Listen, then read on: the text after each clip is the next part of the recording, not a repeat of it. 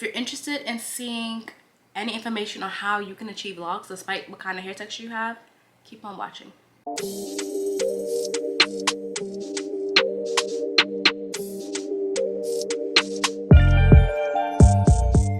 Hey guys, it's your girl Sofineee. If you're new here, welcome, and if you're not, you already know what it is. Let's get into this video.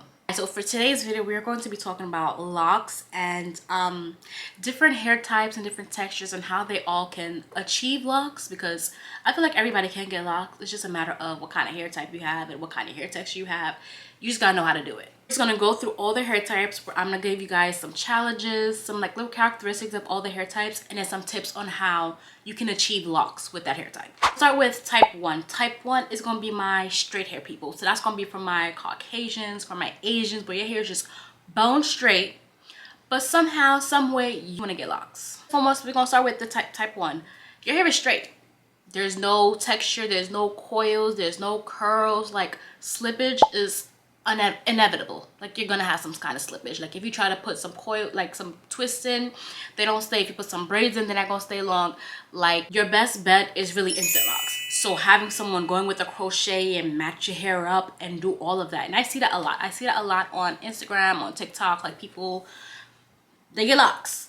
So like for my type 1 straight hair people, your hair naturally lacks the natural coils and the texture and the waves and all of that to encourage lock formation. So instant locks is your best bet. Going with that crochet, go to find somebody, find a loctician, mat that hair up, crochet it up together, and that's the only way you're gonna get your locks, bro. And most importantly, be patient with the process, because yes, you can get your instant locks, but getting that new growth to get into it, it's going to be a constant maintenance thing for you to do, because your hair naturally is straight. So getting it into that texture, for it to be all coarse and for it to interlock, it's going to be a lot. I mean, I'm not saying it's impossible, but it's going to be a lot. So the next one is type 2 hair. So that's my wavy hair people. So you have some waves in your hair, not really any tight curls or tight any like patterns in your hair, but you have some waves. You have some kind of movement. You have some, it's not bone straight like my type 1 people.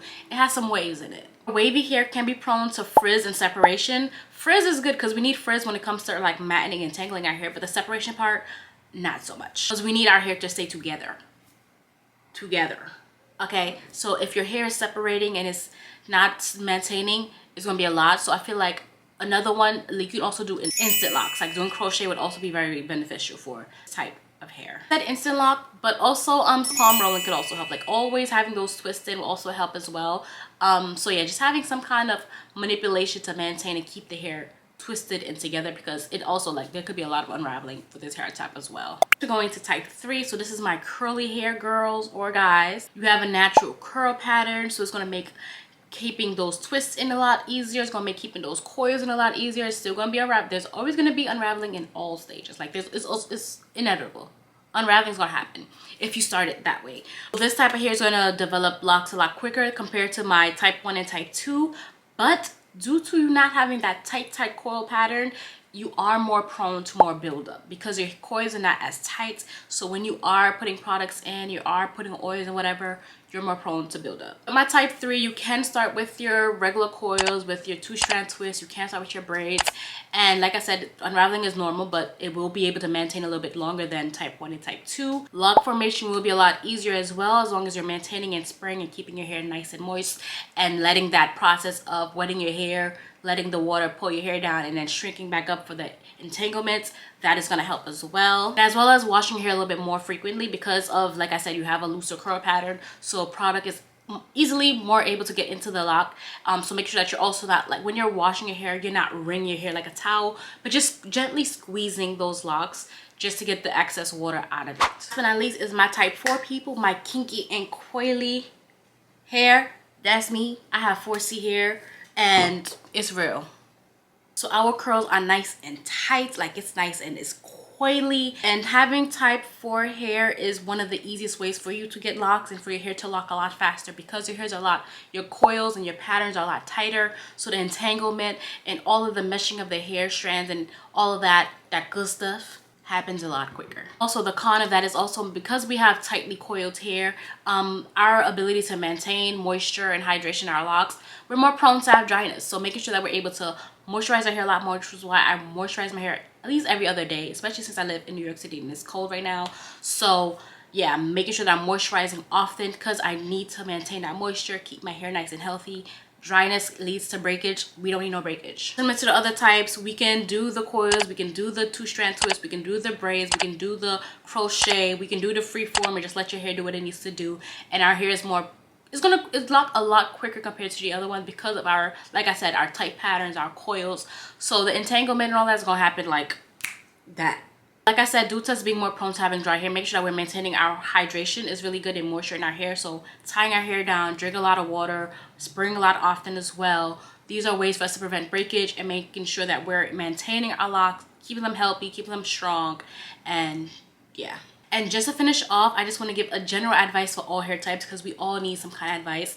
The number one thing that I would say for all of us is we all need patience and consistency because the lock journey, the lock process is time consuming. You do need a lot of patience. You do need to have some kind of understanding of how your hair moves, how your hair receives things, how it rejects things, the type of product. So it's a trial and error process as well. Don't think that you're going to get it all right the first time. Nobody's perfect. The journey requires time and patience regardless of what hair type you have. We all need regular maintenance, so make sure that our scalp is clean and moisturized often, and no over manipulation of your hair just to reduce breakage, because if you're always having your hand in your hair, you're always doing tight styles, tension styles, head wraps, doing too much will definitely lead to breakage because you're over manipulating. Like one of the main reasons for locks is just so that you don't have to do too much. If you're doing too much, you're doing locks wrong. And at least, like I said, we all have different hair types and it's also trial and error. So making sure that you find the right products that are best suited for your hair type is very important. I would like to hear from you guys. Comment down below what your hair type is and if any of these things resonate with you, if you use any of these tips, if you learned anything new about your hair type, or give me any more information on hair type so I'm able to know. I like learning about hair. I don't know what it is. Like, so that's why I love doing these videos. I love sitting down, educating, tell you guys what I learned. I love researching. So let me know what you guys think. If you have any other topics or ideas you guys may want me to talk about, comment those down below as well. And I think that's it. I'll see you guys in my next one. Stay cute and stay fun.